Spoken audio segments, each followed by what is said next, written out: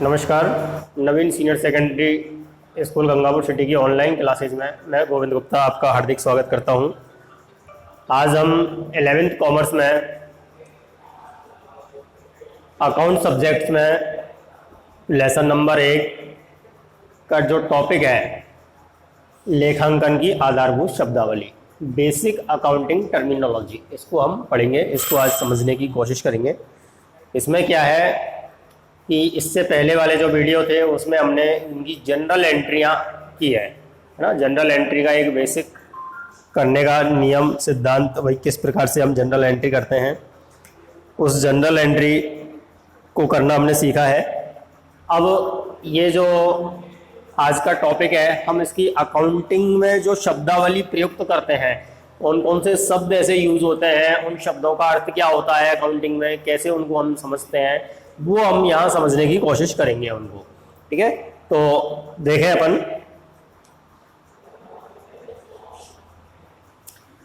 पहला जो शब्द आता है आपका वो आता है परचेज।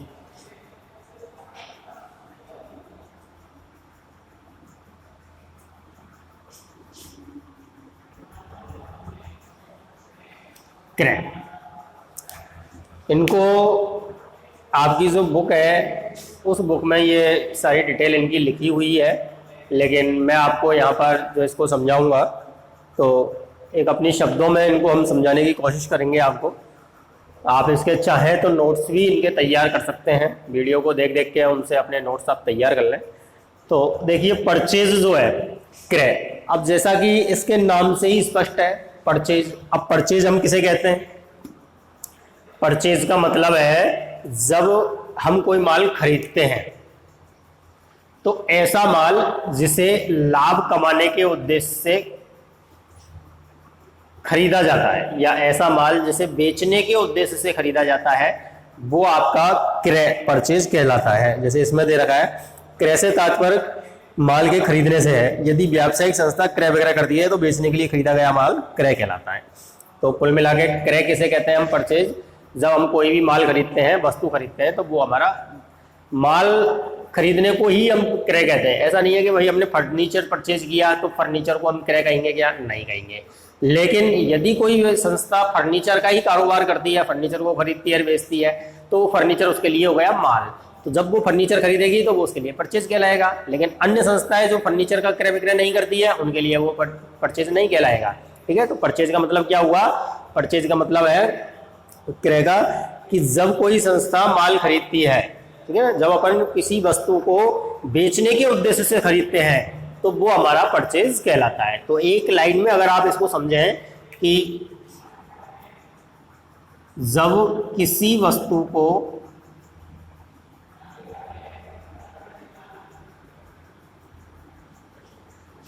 बेचने के उद्देश्य से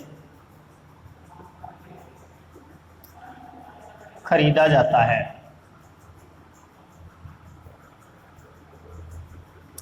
तो वह क्रय परचेज कहलाता है। परचेज PURCHASE परचेज, परचेज यानी क्रय। जब हम किसी वस्तु को बेचने के उद्देश्य से खरीदते हैं तो वो हमारा क्रय कहलाता है। इसी प्रकार आता है दूसरा आपका विक्रय, सेल्स।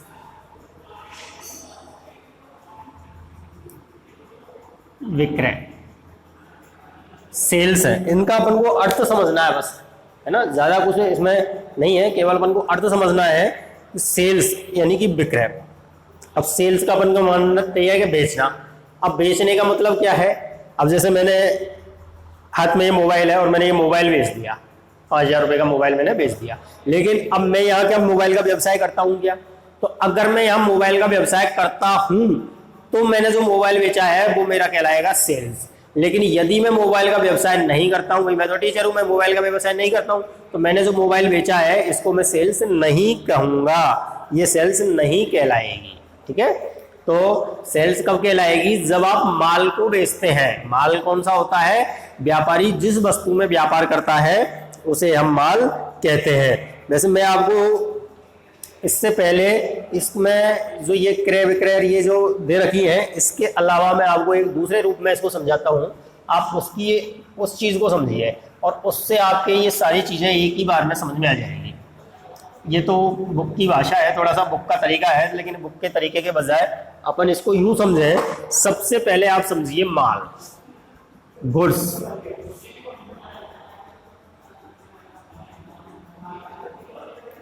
माल किसे कहते हैं?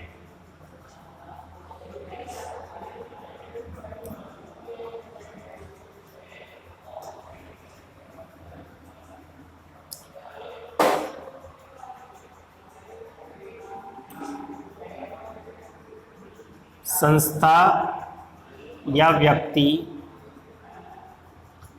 जिस वस्तु में व्यापार करता है, जिस वस्तु में व्यापार करता है,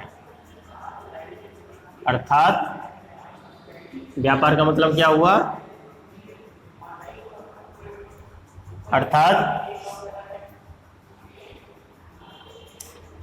वस्तु को लाभ कमाने के उद्देश्य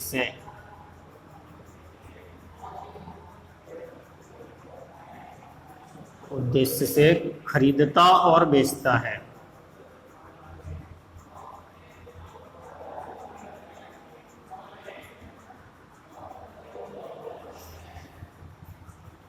उसे माल कहते हैं। अब ये एक लाइन में आप इसको समझिए कि माल किसे कहते हैं? जो कोई व्यापारी या संस्था जिस वस्तु का व्यापार करता है वह वस्तु उसके लिए माल कहलाएगी। इस लाइन को आप समझ लीजिए कि जब कोई संस्था या व्यक्ति जिस वस्तु में व्यापार करता है उसे वो माल कहेगा। अब व्यापार का मतलब क्या होता है? व्यापार का मतलब होता है कि माल को खरीदना और वस्तु को खरीदना, और खरीदना किसके लिए? लाभ कमाने के उद्देश्य के लिए। अर्थात जिस वस्तु को वह लाभ कमाने के उद्देश्य से खरीदता और बेचता है वो उसके लिए माल कहलाती है। जैसे मैं एक व्यापारी हूं और मेरा स्टेशनरी का कारोबार है, तो मैंने ये पेन खरीदा, तो ये पेन खरीदने का ये मेरे लिए माल कहलाएगा, क्योंकि मैंने जो ये पेन खरीदा है वो किस उद्देश्य से खरीदा है? क्योंकि मेरा स्टेशनरी का व्यापार है, मैं पेन खरीदूंगा और उस पर लाभ कमा करके इसको बेच दूंगा। मैंने 4 रुपए का खरीदा, 5 रुपए का इसको बेच दूंगा, तो मेरे लिए पेन क्या कहलाएगा? ये माल कहलाएगा। लेकिन अगर मैं व्यापारी स्टेशनरी का नहीं हूं, मैं स्टेशनरी का व्यापार नहीं करता हूं, मैं कोई और व्यवसाय करता हूं, ठीक है, तो अगर मैंने अपने उपयोग के लिए ये पेन परचेज किया है, मैंने पेन खरीदा है ये 10 रुपए का, तो ये मेरे लिए माल कहलाएगा क्या? नहीं कहलाएगा। ये मेरे लिए माल नहीं है। ये मेरे लिए क्या कहलाएगी? एसेट्स कहलाएगी या एक्सपेंसेस कहलाएगा। एक्सपेंसेस कहलाएगा ये। भाई मैंने 10 रुपए के पेन की मुझे आवश्यकता थी, मैंने 10 रुपए दिए, पेन खरीद लिया, लेकिन मुझे अब इसे दोबारा नहीं बेचना और ना ही मुझे इसे लाभ कमाना है, इसलिए ये मेरे लिए माल नहीं कहलाएगा। तो अब एक बात चीज समझ में आ गई कि अगर कोई फर्नीचर का व्यापार करता है व्यवसायी और वो फर्नीचर खरीदता है तो उसके लिए वो माल कहलाएगा, ठीक है। लेकिन कोई साइकिल का व्यापारी है और वो फर्नीचर परचेज करता है तो उसके लिए वो एसेट्स कहलाएगी, ठीक है। तो अब समझ में आ गई बात, यानी व्यापारी जिस वस्तु में व्यापार करता है यदि उसे वो खरीदता है तो वो माल कहलाएगा। यानी व्यापारी जिस वस्तु में व्यापार करता है वो माल, वो वस्तु व्यापार कहलाती है। संस्था या व्यक्ति जिस वस्तु में व्यापार करता है अर्थात वस्तु को लाभ कमाने के उद्देश्य से खरीदता और बेचता है तो वो माल कहलाती है। हमारा उद्देश्य ये है कि हम आपको ये शब्दावली मैं याद भी आपको करवा दूं, इसको हाथ की आती है ना, तो आप इसके चाहे तो नोट्स भी बना लें और चाहे तो इसको वैसे भी समझ भी लें ढंग से, तो ये आपके अच्छे से समझ में आ जाएगी। तो सबसे पहले हमने समझा माल। माल क्या कहलाता है? व्यापारी या संस्था जिस वस्तु में व्यापार करती है उसे हम माल कहते हैं। व्यापार करती है अर्थात जिस वस्तु को वह लाभ कमाने के उद्देश्य से खरीदती और बेचती है, खरीदती है लाभ कमा करके बेच देती है, तो वो उसके लिए क्या कहलाता है? वो उसके लिए माल कहलाता है। अब माल के विविध नाम होते हैं। अब माल के नाम कितने नाम होते हैं? माल के 6 नाम होते हैं टोटल मिला के, ठीक है। लेकिन अपन कुछ नाम मैं आपको यहां बता रहा हूं। अब इसमें से आप नंबर 1 ले सकते हैं। जैसे अपन ने यहां एक नंबर डाला, ये गुड्स, माल को हमने समझा। अब इसका हम फर्स्ट देखिए।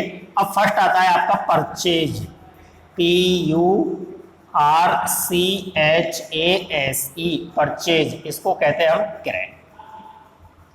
अब आपके ये समझ में आ जाएगा, माल समझ में आ गया। व्यापारी जिस वस्तु में माल खरीदता है, जिस वस्तु को लाभ कमाने के उद्देश्य से खरीदता है और बेचता है, यानी व्यापारी जिस वस्तु में व्यापार करता है उसे हम माल कहते हैं। अब परचेज का मतलब क्या है कि जिस व्यापारी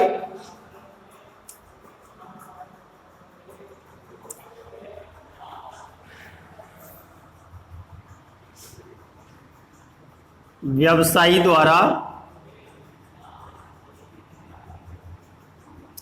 बेचने के उद्देश्य से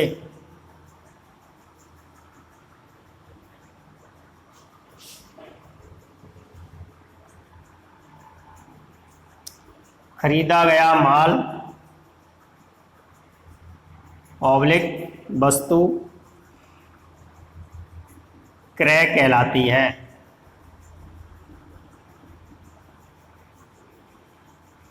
अब इसको आप एक ही लाइन में इसको समझना है, अपन को ज़्यादा लंबा नहीं जाना है, और ज़्यादा लंबे के लिए आपकी बहुत किताबें हैं, इसमें खूब 8-10 लाइनें दे रखी है, आप इनको पढ़ लेना, आपके इजी गोइंग समझ में आ जाएगी। अपन को जो बेस समझना है वो बेस को आप समझाएंगे। परचेज किसे कहते हैं? परचेज यानी कि विक्रय के उद्देश्य से खरीदा गया माल परचेज कहलाता है। अपन ने जो माल खरीदा है, खरीदने को अपन परचेज कहते हैं। परचेज यानी क्रय होता है, खरीदना। तो खरीदा, क्या खरीदा? अब अगर कोई एसेट्स खरीदी तो वो परचेज कहलाएगी क्या? नहीं कहलाएगी। क्या खरीदा? माल। माल क्या होता है? माल जिस वस्तु में व्यापार करता है, अर्थात जिसे हमें लाभ कमा करके बेचना है। तो यहाँ परचेज से क्या मतलब है? परचेज का सीधा सीधा मतलब आ जाता है व्यवसायी द्वारा बेचने के उद्देश्य से खरीदा गया माल या वस्तु क्रय कहलाती है। सिंपल सी बात है, समझ में आ गई? बेचने के उद्देश्य से, उद्देश्य क्या है हमारा? बेचना, पुनः बेचना है, उसको लाभ कमा करके पुनः बेचना है। हानि कमा करके कोई बेचना नहीं चाहता, हमेशा लाभ कमा कर ही बेचना है। तो लाभ कमा करके और पुनः बेचने के उद्देश्य से जो वस्तु खरीदी जाती है उसको हम क्या कहते हैं? उसको हम परचेज कहते हैं, क्रय। अब इसी में दूसरा टॉपिक आता है आपका सेल्स। SALES, sales. सेल्स यानी होता है विक्रय। अब यहाँ व्यवसायी द्वारा बेचने के उद्देश्य से खरीदा गया माल क्रय कहलाती है। और अब यहाँ इसमें क्या आएगा कि व्यवसायी द्वारा खरीदे गए माल को लाभ कमा करके जो बेचा जाता है वो आपका विक्रय कहलाता है। विक्रय से तात्पर्य उस बिक्री से है जब माल का क्रय ही पुनः विक्रय के लिए किया गया है। किसी संपत्ति को बेचना विक्रय नहीं होता। ये इसमें ध्यान रखने वाली बात है कि किसी संपत्ति को खरीदना भी क्रय नहीं कहलाता है और किसी संपत्ति को बेचना भी विक्रय नहीं कहलाता है। ठीक है ना? तो विक्रय का मतलब क्या है? विक्रय का तात्पर्य उस बिक्री से है जब माल का क्रय ही पुनः विक्रय के लिए किया गया है। यानी कि व्यवसायी द्वारा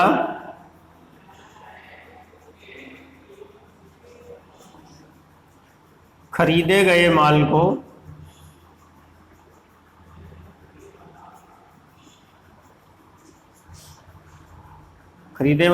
को लाभ कमा करके, लाभ के उद्देश्य से बेचना विक्रय कहलाता है। विक्रय कहलाता है। किसी संपत्ति को बेचना, संपत्ति यानी एसेट्स को बेचना विक्रय नहीं है। ये इसमें इंपॉर्टेंट अपन को ध्यान रखना है। यानी कि विक्रय किसे कहेंगे? व्यवसायी द्वारा खरीदे गए माल को लाभ के उद्देश्य से बेचना विक्रय कहलाता है। हमने जो माल खरीदा था वो किस उद्देश्य से खरीदा था कि लाभ कमा करके बेचना है। तो लाभ के उद्देश्य से आपने उसको बेचा है, चाहे उसमें लाभ हो या नहीं हो वो एक अलग बात है, लेकिन उद्देश्य आपका क्या था? लाभ कमाना। तो जब खरीदे गए माल को लाभ के उद्देश्य से विक्रय किया जाता है, बेचा जाता है, तो उसे हम क्या कहेंगे? विक्रय, सेल्स कहेंगे। ठीक है ना? इसी प्रकार तीसरी आती है क्रय वापसी, purchase return. PURCHASE, purchase return. RETURNE, purchase return. ये कहलाती है आपकी क्रय वापसी।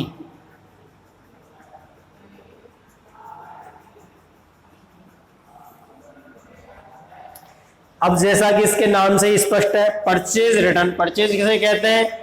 माल को विक्रय के उद्देश्य से या लाभ कमाने के उद्देश्य से क्रय विक्रय करना, खरीदना, यानी लाभ को विक्रय के उद्देश्य से खरीदना परचेज कहलाता है। अब अपन ने जो माल परचेज किया है वो परचेज करने पर कई बार हम क्या करते हैं, ऑर्डर पे माल खरीद लेते हैं। जैसे हमने कोई वस्तु का सैंपल देगा और ऑर्डर दे दिया, ठीक है भाई इसके 500 भेज दो, 200 भेज दो, 300 भेज दो, 400 भेज दो। अब वो अपने आ गए, अपन ने कह दिया और वो अपने मंगवा लिया अपन ने। अब मंगवाने के बाद में हमने देखा कि वो रास्ते में टूट फूट हो गई, उसमें खराब माल आ गया, जिस क्वालिटी का हमने मांगा था उस क्वालिटी का माल नहीं आया, दूसरी क्वालिटी का कोई माल भेज दिया उसने, कलर चेंज हो गया, डिफेक्टिव पीस आ गए। तो ऐसी स्थिति में हम क्या करेंगे, जो हमने माल खरीदा था वो खराब आ गया तो हमें क्या करना है, उसे वापस कर देंगे। तो वापस करने पर वो क्या कहलाएगा, परचेज रिटर्न। तो खरीदा गया माल वापस करने पर क्या कहलाता है, परचेज रिटर्न। तो जब कोई व्यापारी क्रय किए गए माल को किसी भी कारण से विक्रेता के पास लौटाता है तो वो क्रय वापसी कहलाता है। ठीक है, तो यहां पर लिख सकते हैं कि जब कोई व्यापारी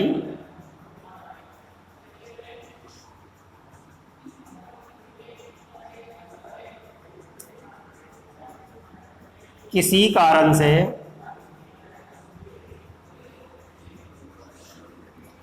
खरीदे गए माल को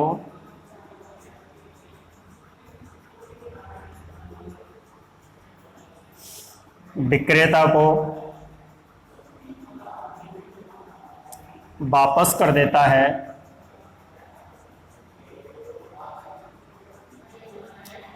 तो वह क्रय वापसी कहलाती है। आगे समझ में आपके, क्रय वापसी जब हमने माल खरीदा लेकिन वो किसी भी कारण से कोई टूट फूट हो गई, खराब आ गया, माल की पैकिंग खराब है, माल का सही नहीं है, तो किसी भी कारण से हमने उसको यदि वापस कर दिया है, तो जब कोई व्यापारी किसी कारण से खरीदे गए माल को विक्रेता को वापस कर देता है, ठीक है ना, तो खराब माल आ गया तो हमें वापस ही करना है, सिंपल सी बात है, भैया वापस ले ले, तो वो हमारी क्या कहलाएगी, परचेज रिटर्न, क्रय वापसी कहलाएगी। इसी प्रकार नंबर 4 का टॉपिक आता है इसका सेल्स रिटर्न।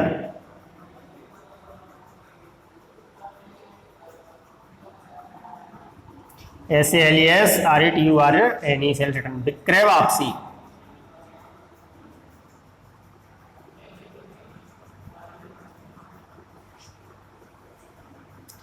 अब आप इसको समझ ही गए होंगे, परचेज आपके समझ में आ गया, सेल्स आपके समझ में आ गया, परचेज रिटर्न समझ में आ गया, तो सेल्स रिटर्न भी समझ में आ जाना चाहिए। सेल्स क्या होती है, जब हम खरीदे गए माल को बेचते हैं तो वो सेल्स कहलाती है। और तो जब हमने कोई माल खरीदा था और उसमें कोई कमी आ गई तो हमने वो माल वापस कर दिया।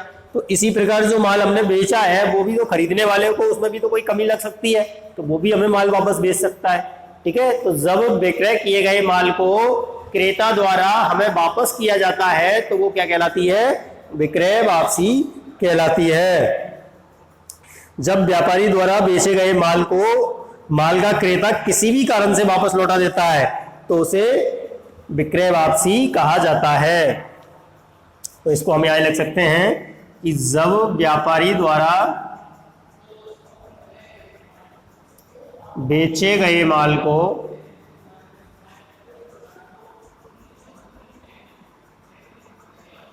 क्रेता द्वारा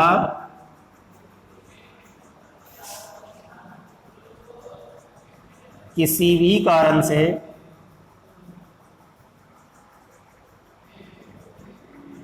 जब व्यापारी द्वारा बेचे गए माल को क्रेता द्वारा किसी भी कारण से वापस लौटाया जाता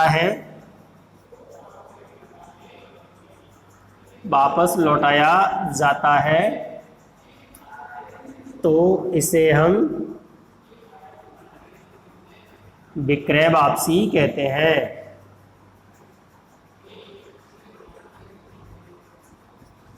सेल्स रिटर्न अब आपके समझ में आ गई चारों चीजें। माल, व्यापारी जिस वस्तु में व्यापार करता है उसे हम माल कहते हैं, अर्थात वस्तु को लाभ कमाने के उद्देश्य से खरीदता और बेचता है वो माल कहलाता है परचेज। माल के 4 नाम मुख्य रूप से आते हैं।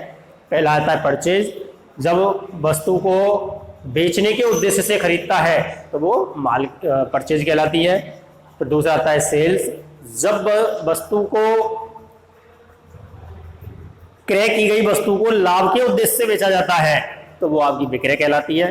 तीसरी आती है आपकी परचेज रिटर्न, जब खरीदे गए माल को हम किसी भी कारण से वापस कर देते हैं तो वो परचेज रिटर्न कहलाती है। और चौथी है सेल्स रिटर्न, जब विक्रय किए गए माल को क्रेता द्वारा किसी भी कारण से हमें वापस लौटा दिया जाता है तो वो हमारी सेल्स रिटर्न कहलाती है। इसके बाद में ये 4 आ गए। अब इसके अगला नेक्स्ट अपन देखते हैं इसकी कैपिटल। अब मैं इनको यहाँ से मिटा रहा हूँ, आप चाहें तो इसके नोट्स भी तैयार कर लें।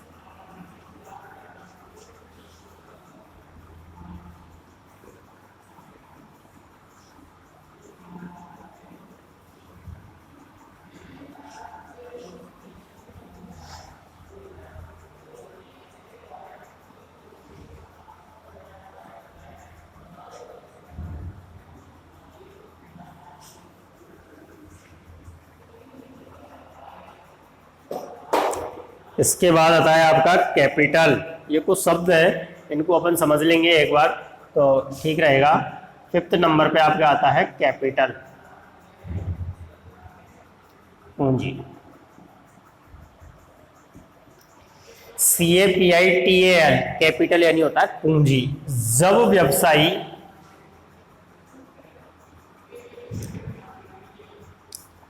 व्यवसायी द्वारा व्यापार को प्रारंभ करते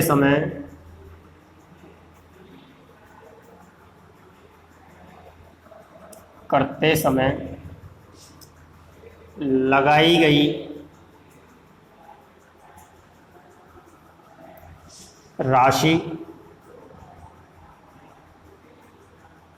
माल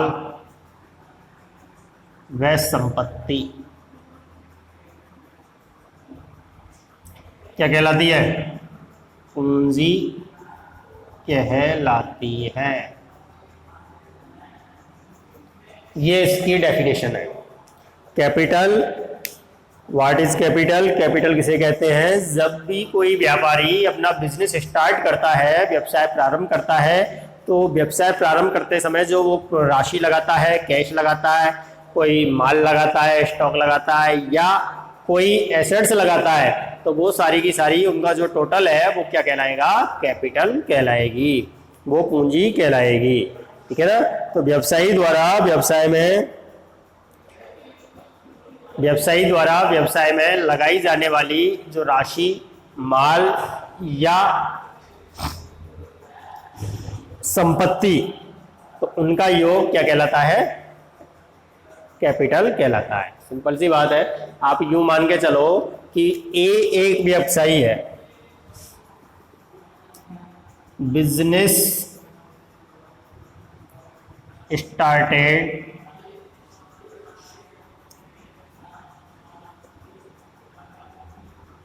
bye A with 50,000 cash, with cash 50,000, stock 20,000 and furniture 25,000 and machinery 25,000। अब एक चीज, ये एग्जांपल आपको जैसे दे दिया किसी ने कि business started by A with cash 50,000, stock 20,000, furniture 25,000 and machinery 25,000। यानी कि ए ने व्यवसाय प्रारंभ किया, ए ने व्यवसाय प्रारंभ किया, किसकी चीज से किया? कैश 50,000, यानी कि नगद राशि लगाई उसने कितनी? 50,000। स्टॉक माल लगाया उसने 20,000 रुपए का, फर्नीचर लगाया उसने 25,000 का, मशीनरी लगाई उसने 25,000 की। अब हम देखें तो हम उससे पूछे भाई कैपिटल कितनी हो गई, तो अब इसको टोटल कर देंगे हम। 50,000 प्लस ये 20,000 का स्टॉक प्लस 25,000 का फर्नीचर प्लस 25,000 की मशीनरी। अब ये टोटल कितने हो गए? 50 50 100 1,20,000। तो 1,20,000 आपकी क्या कहलाएगी? दिस इज कैपिटल, पूंजी 1,20,000। ए ने कितनी पूंजी से, अब आपसे कोई पूछे ए ने कितनी पूंजी से व्यवसाय प्रारंभ किया, हम कह देंगे 1,20,000। 1,20,000 रुपए से उसने व्यवसाय प्रारंभ किया है। ठीक है, तो ये चीज आपके क्लियर होनी चाहिए कि 1,20,000 रुपए से उसने व्यवसाय प्रारंभ किया है। तो कैपिटल किसे कहते हैं? पूंजी किसे कहते हैं? व्यवसायी द्वारा या व्यापारी द्वारा व्यवसाय को प्रारंभ करते समय जो राशि लगाई जाती है। अब राशि जरूरी नहीं है कि भाई वो कैश ही लगाए, ठीक है। तो व्यापारी व्यवसाय को प्रारंभ करते समय जो राशि, माल या एसेट्स जो भी लगाता है उन सबका योग क्या कहलाता है? वो कैपिटल कहलाती है। ये आपकी चीज समझ में आ जानी चाहिए। तो कैपिटल क्या है? व्यवसायी द्वारा व्यवसाय को प्रारंभ करते समय लगाई गई राशि, माल व संपत्ति, वो पूंजी कहलाती है। ठीक है, अब इसके बाद में दूसरा टॉपिक हम देखते हैं। इसमें कैपिटल के बाद आता है ड्राइंग्स, आहरण।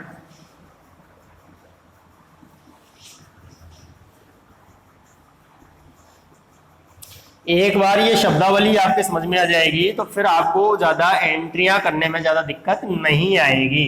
तो इसलिए इन एंट्रियों को समझा रहे हैं कि भाई अब जैसे आपसे कह दिया जाए कि ए ने 5,000 रुपए से व्यापार प्रारंभ किया, तो अब वो 5,000 रुपए उसकी कैपिटल हो गई। अब आपसे कोई पूछे कैपिटल कितनी है, अब कैपिटल तो उसमें कहीं आ ही नहीं रहा। भाई ए ने 5,000 रुपए से व्यापार प्रारंभ किया, इसमें कैपिटल शब्द कहीं भी नहीं आया। अब आपसे पूछे कैपिटल कितनी है तो कैसे बताओगे? आप नहीं समझते। तो अब इससे आप ये समझ जाओगे व्यापार प्रारंभ करते हमें कितना पैसा लगाया हुआ है? 5,000 रुपए। तो ये 5,000 रुपए क्या है? उसकी कैपिटल है। ठीक है, अब इसके बाद आता है नंबर 6, ड्राइंग्स।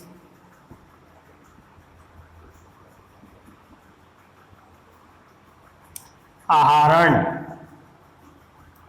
DRAWINGS, ड्राइंग्स यानी होता है आहरण। जब व्यापारी व्यवसाय से अपने निजी उपयोग हेतु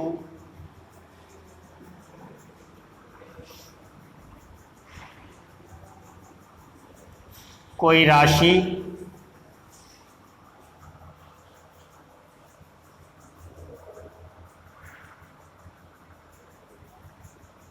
जब व्यापारी व्यवसाय से अपने निजी उपयोग हेतु कोई राशि, माल या संपत्ति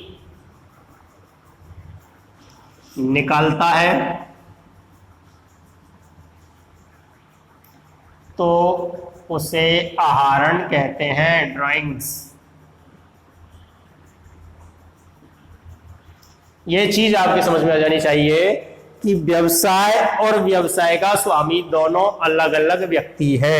यहां ए है और ए ने बिजनेस स्टार्ट किया है, ठीक है ना। अब ये बिजनेस हो गया आपका और ये हो गया ए ने 50,000 रुपए से व्यापार प्रारंभ किया। 50,000 रुपए इसके पास कैश, ठीक है ना। अब इसने तो अब कैश इसके पास कितना आ गया? 50,000। अब कैश इसमें से मान लो 30,000 बचा। 10,000 रुपए का इसने स्टॉक खरीद लिया और 10,000 का इसने खरीद लिया फर्नीचर। अब फर्नीचर में से एक स्टूल था जिसकी कीमत थी 2,000 रुपए, उसको आप घर के उपयोग के लिए इन्हें वापस निकाल लिया। अब घर के उपयोग के लिए यदि वापस निकाल लिया तो अब ए के लिए ये क्या कहलाएगा? ड्राइंग्स। यानी कि ए और बिजनेस दोनों अलग अलग चीज है।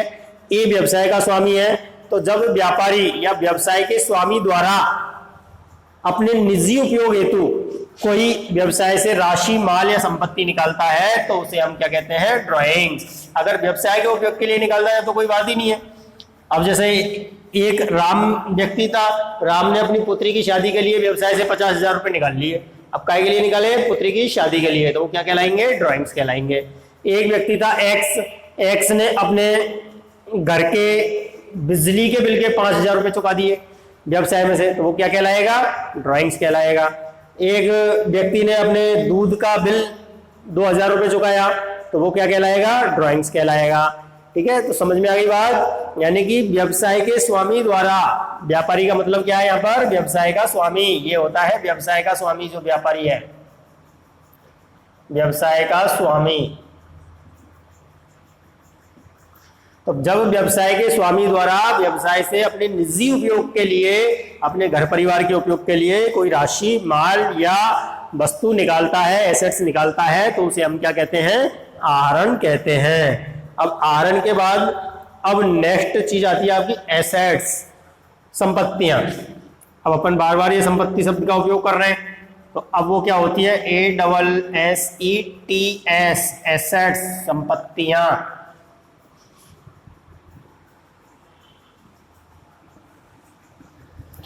इसको भी समझिए कि संपत्ति क्या होती है। अब संपत्तियों के लिए अगर आप देखें तो संपत्तियां कई प्रकार की होती हैं। तो अब संपत्तियों के प्रकार से समझने से पहले तो अपन ये समझें कि संपत्ति होती क्या है। बुक में आपकी में दे रखा है, व्यवसाय व्यापार के स्वामित्व में प्राय नगद, बैंक शेष, देनदार, प्राप्य बिल, स्टॉक, फर्नीचर, मशीन, भूमि, भवन आदि संसाधन उपलब्ध होते हैं। इन संसाधनों से भविष्य में नगद प्राप्तियां भी प्राप्त होती है, लाभ भी अर्जित किया जाता है। ये सभी संसाधन व्यवसाय को चलाने में महत्वपूर्ण भूमिका निभाते हैं, इन्हें संपत्तियां कहते हैं। मजा नहीं आया, चलो मैं आपको एक अपनी भाषा में एक संपत्ति की सिंपल सी एक डेफिनेशन बताता हूं कि संपत्ति किसे कहते हैं।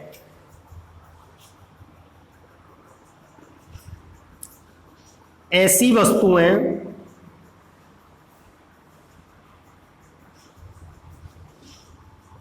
जो व्यवसाय को चलाने में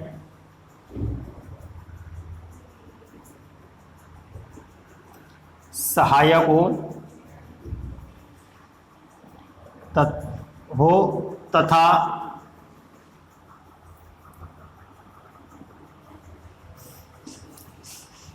जिन्हें भविष्य में बेचने पर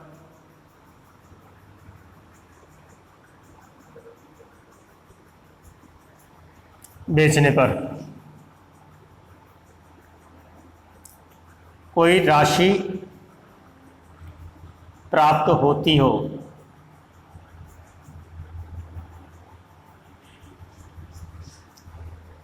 तो ऐसी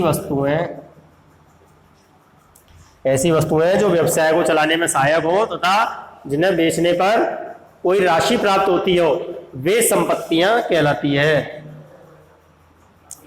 राशि प्राप्त होती हो, संपत्तियां कहलाती हैं।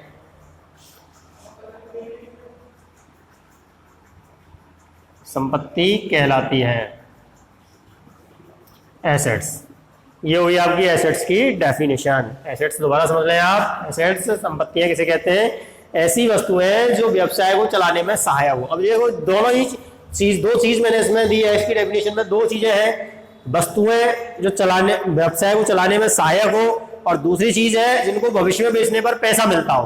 तो ये दो चीज मैंने आपको बताई है, दोनों ही उसमें होना आवश्यक है। यानी ऐसी वस्तुएं जो व्यवसाय को चलाने में सहायक हो और जिन्हें भविष्य में बेचने पर राशि प्राप्त होती है। दो चीज है, जिनको व्यवसाय को चलाने में सहायक हो और बेचने पर जिनसे पैसा मिलता हो, वो ही आपकी एसेट्स कहलाएगी। यानी कि ऐसी वस्तुएं जिनके व्यवसाय में आवश्यक ही नहीं है तो वो कबाड़ कहलाती है। ऐसी वस्तु है जो व्यवसाय को चलाने में सहायक नहीं है और आपके पास फालतू इकट्ठी हो रही है, वो क्या कहलाती है, कबाड़। वो होता है कबाड़ खाना, ठीक है ना। तो ऐसी वस्तुएं जो व्यवसाय को चलाने में सहायक नहीं है वो तो कहलाएगी आपकी कबाड़। तो लेकिन ऐसी वस्तुएं जो व्यवसाय को चलाने में सहायक है वो कहलाएगी आपकी एसेट्स, जिनको भविष्य में बेचने पर हमें पैसा प्राप्त होता है तो वो क्या कहलाएगी, हमारी एसेट्स, संपत्तियां कहलाती है। अब संपत्तियां हमारी कई प्रकार की होती है। अब संपत्तियों के प्रकार अपन देखें एसेट्स के, तो एसेट्स के प्रकार में अगर अपन देखें तो मुख्य रूप से एसेट्स जो होती है वो 4 प्रकार की होती है आपकी, 4 प्रकार की होती है। 4 में से पहली एसेट्स होती है आपकी फिक्स्ड एसेट्स।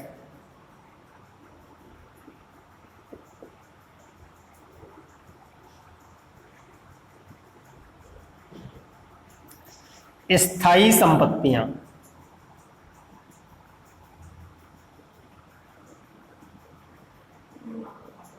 दूसरी है आपकी करंट एसेट्स, CURRENT,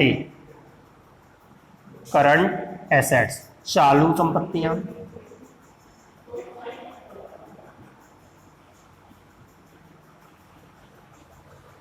तीसरी है आपकी अदृश्य संपत्तियां, इंटेंजिबल एसेट्स।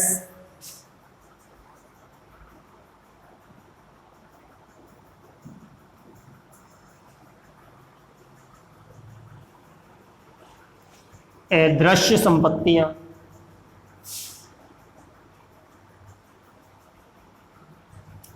और फोर्थ है आपकी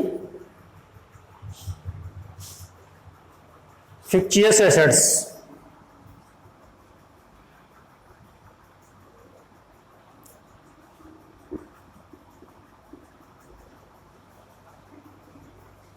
फिक्टियस एसेट्स, काल्पनिक संपत्तियां।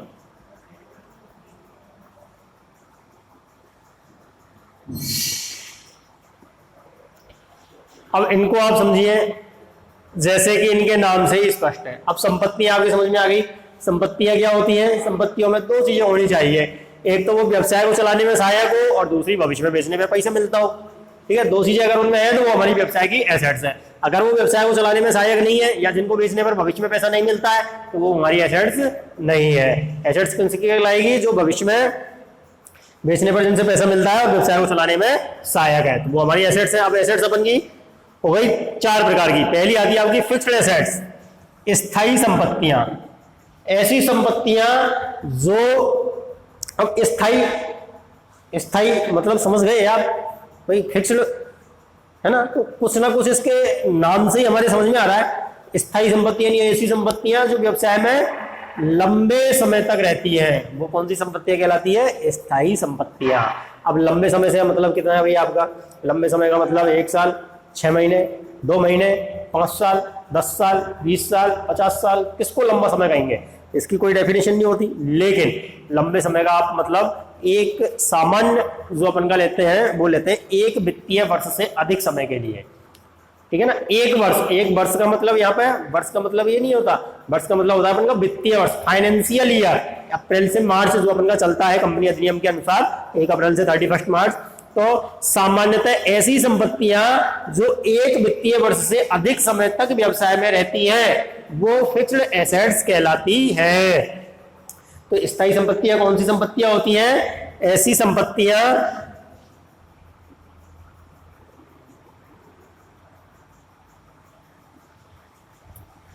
जो सामान्यतः 1 वर्ष से अधिक समय तक व्यवसाय में रहती हैं, वो क्या कहलाती है? आपकी फिक्स्ड एसेट्स। अब फिक्स्ड एसेट्स आपकी समझ में आ गई। ऐसी संपत्तियां जो सामान्यतः 1 वर्ष से अधिक समय के लिए व्यवसाय में रहती हैं वो अपन की फिक्स्ड एसेट्स, स्थायी संपत्तियां कहलाती है। ठीक है, अब स्थायी संपत्तियां कौन कौन सी होती है? जैसे अब मैं आपको स्थायी संपत्तियों के एग्जाम्पल सुनाता हूं। एग्जाम्पल में आप देखिए जैसे कौन कौन सी होती है। लैंड एंड बिल्डिंग,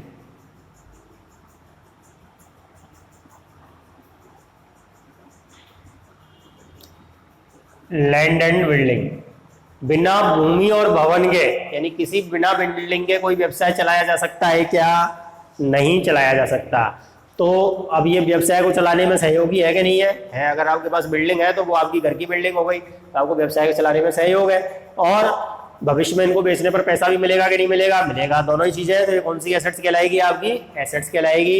लेकिन कौन सी एसेट्स कहलाएगी? अब ये 1 साल के अंदर तो खत्म होने वाली नहीं है, तो ये कौन सी कहलाएगी? आपकी fixed assets, land and building. इसी प्रकार मशीनरी,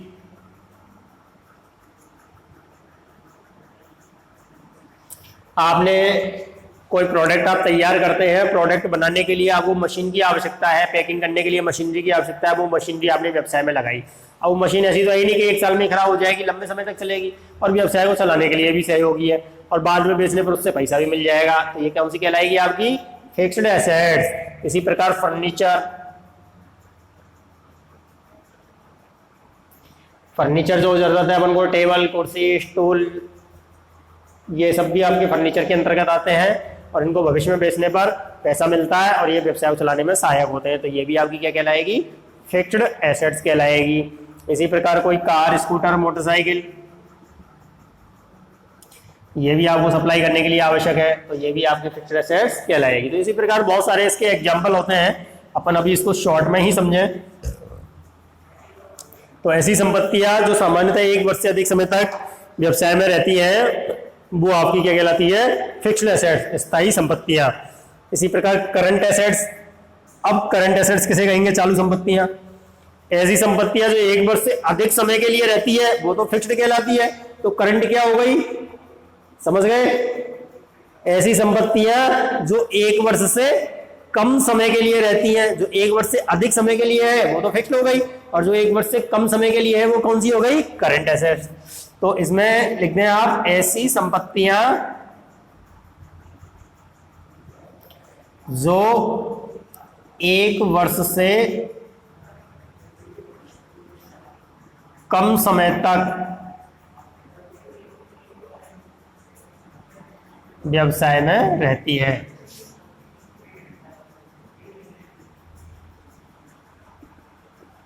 अर्थात जिन्हें 1 वर्ष के अंदर अंदर कैश में परिवर्तित किया जा सकता है, तो वो आपकी करंट एसेट्स कहलाती है। ठीक है। अब इसी प्रकार से जैसे इसमें कौन कौन सी एसेट्स आती हैं? जैसे आपके आते हैं debtors, stock, debtors, cash at bank. Cash at bank तो खैर करंट में ही आएगी। कैश एट बैंक यानी जिन्हें सामान्यतः, इसकी दूसरी परिभाषा भी आप समझ लें। एक तो ये हो गई कि ऐसी संपत्ति जो 1 वर्ष से कम समय तक व्यवसाय में रहती है, अर्थात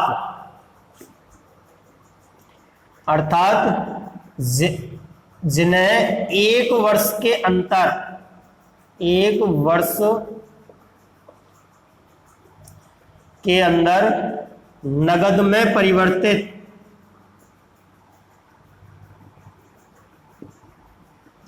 कर लिया जाता है। ये इसकी दूसरी परिभाषा हो गई। एक इसमें BR भी आता है। तो ऐसी संपत्तियां जो 1 वर्ष से कम समय तक व्यवसाय में रहती है, अर्थात जिन्हें 1 वर्ष के अंदर नगद में परिवर्तित कर लिया जाता है, तो वो आपकी क्या कहलाएगी? वो आपकी करंट एसेट्स कहलाएगी। ठीक है। अब इसमें जैसे डेटर्स है, डेटर्स कौन होते हैं? देनदार, जिनको हमने पैसा माल उधार बेचा है, अब उनसे पैसा लेना है, तो हमको 2, 5, 10 साल के लिए तो उनको पैसा दिया नहीं अपने उधार। भाई हमने तो माल बेचा है, तो 7 दिन में, 10 दिन में, महीने भर में, 20 दिन में, कुल मिला के 1 साल के अंदर अंदर ना। इसमें एक लाइन इंपॉर्टेंट है, 1 वर्ष के अंदर नगद में परिवर्तित हो जानी चाहिए। तो वो कौन सी कहलाएगी? Current assets. तो ये डेटर्स जो है वो हमारी करंट एसेट्स होती है, क्योंकि इनको हम 1 वर्ष के अंदर नगद में परिवर्तित कर लेते हैं, उनसे पैसा वसूल कर लेते हैं। इसी प्रकार कैश एट बैंक, बैंक में जो पैसा है वो हमारे बैंक में पैसा है, उसको निकाल लेते हैं, कोई FD वेफडी हम करवाते नहीं है, तो ये भी हमारी करंट एसेट्स कहलाएगी। स्टॉक, माल जो हम खरीदते हैं, वर्ष के प्रारंभ में जो माल होता है उसको भी हम माल को बेच करके और तुरंत पैसा प्राप्त कर लेते हैं, ये भी आपकी करंट एसेट्स कहलाती है। इसी प्रकार BR का कहलाता है बिल्स रिसीवेबल। कई बार हम जब माल बेचते हैं तो सामने वाला हमको जो क्रेता होता है वो पैसे देने के बजाय बिल्स लिख करके दे देता है, BR, बिल्स रिसीवेबल कहलाते हैं वो। तो ये भी हमारे लिए एक एसेट्स होती है, करंट एसेट्स। इन्हें भी 1 वर्ष के अंतर्गत हम बदल लेते हैं। अब इसके बाद आती है आपकी इंटेंजिबल एसेट्स। इंटेंजिबल एसेट्स यानी होती है अदृश्य संपत्तियां, सॉरी अदृश्य संपत्तियां यानी कि ऐसी संपत्तियां जो हमें दिखाई नहीं दे, जिन्हें केवल अनुभव किया जा सकता है, वो आपकी इंटेंजिबल एसेट्स अदृश्य संपत्तियां कहलाती है। ये भी दो प्रकार की होती है, एक दृश्य और एक अदृश्य। तो दृश्य में आती है, इसमें अदृश्य में आती है गुडविल, कॉपीराइट, पेटेंट, और दृश्य में आती हैं जो अपन को दिखाई देती है, जैसे भवन, भूमि, मशीनरी, फर्नीचर, स्टॉक, ठीक है ना। तो ये दृश्य, ये सारी जो ऊपर की हमने पढ़ी थी वो दृश्य संपत्तियां हैं। और अदृश्य संपत्तियां ऐसी संपत्तियां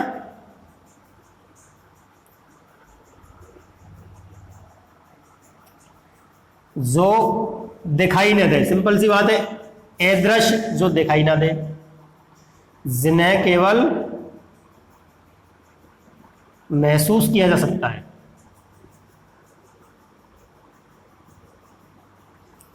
जिन्हें केवल महसूस किया जा सकता है, वो आपकी कहलाती है अदृश्य संपत्तियां। इसके एग्जांपल जैसे गुडविल,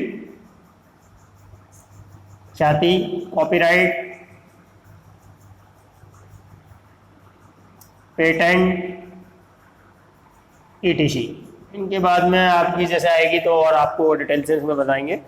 एक होती है फिक्शियस एसेट्स, काल्पनिक संपत्तियां। 4th नंबर पे आती है आपकी फिक्शियस एसेट्स, काल्पनिक संपत्तियां, यानी कि ऐसी संपत्तियां जिनका भौतिक कोई अस्तित्व ही नहीं होता है।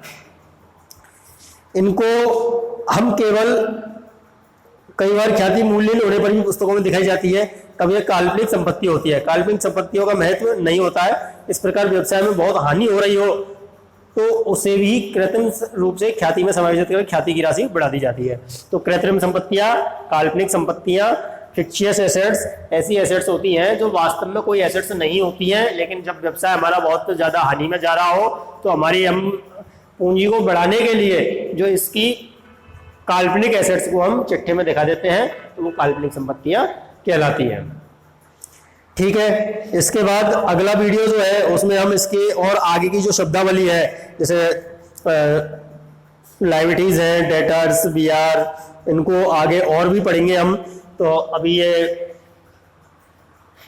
आशा है कि आपने ये समझ ली होंगी इनकी डेफिनेशन। अच्छे से समझने के बाद में इनको आप नोट्स भी इनके तैयार कर लें, और हमने कोशिश ये की है कि आपको हाथ के हाथ अब इनको याद करवा दें। तो मैं समझता हूँ आपके अच्छे से समझ में आ गई होगी। इसी के साथ थैंक यू।